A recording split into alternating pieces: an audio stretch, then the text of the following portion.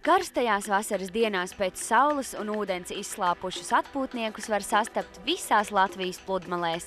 Lai arī katram gribas noķert kādu saules staru un saulīta vilina, tā mēdz būt arī viltīga un var apdedzināties.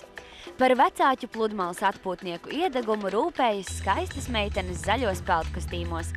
Atpūtnieki pamanījuši, ka meitenes uzrunā vairākus cilvēkus, un kā izrādās, viņas stāsta nevis gudrības, kā kļūt brūnākam, bet gan par to, ka tāpat kā sauļošanās krēms aizsargā no apdegšanas, mobilo telefonu operators Bite sniedz iespēju izvairīties no nevēlamas summas mobilā telefona rēķinā.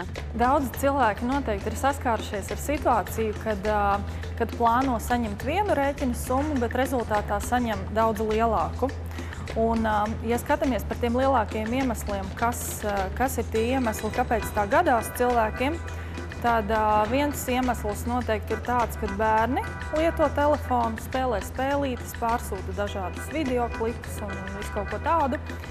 Vēl kā viens no iemesliem ir tāds, ka cilvēki aizpļāpājas runājot viens ar otru, tad arī zvanot uz ārzemēm, atrodoties ārzemēs.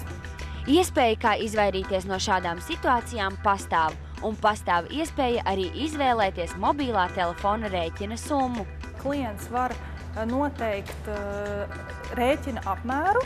Viņš nosaka, piemēram, es gribu, lai mans rēķins būtu 5 lati, un tad, kad summa sasniegs 5 latus, tad mēs viņam nosūtīsim īsziņu un pabrīdināsim par to. Un tad tas ir atkarīgs no cilvēka, vai viņš grib lietot pakalpojumus tālāk, jeb arī, piemēram, viņš grib, lai viņam atslēdz izējošos zvanus, un tad viņš var saņemt tikai ienākošos. Kristīne Britāne stāsta, ka atsaucība šādam pakalpojumam esot tiešām liela un nevar nepiekrist, jo arī vecāķu pludmales atpūtniekiem visiem kā vienam šāda ideja šķita lieliska. Tas būtu jauki, ja būtu mēnesis sākumā jau zinātu, cik es notērēšu, cik nenotērēšu. Tas īstenībā ir tāds diezgan labs variants. Kāpēc gan ne? Kad nebūtu tā, ka tu ieraugi un wow, par manu rēķinu, paldies māmiņ, tētiņ.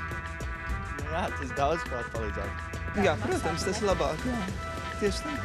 Tas ir noteikti labāk, tas tomēr cilvēki pietur pie tādas zināmas kārtības. Ja vēlies sevi kontrolēt un savas izmaksas prognozēt, tad zini, tāda iespēja pastāv.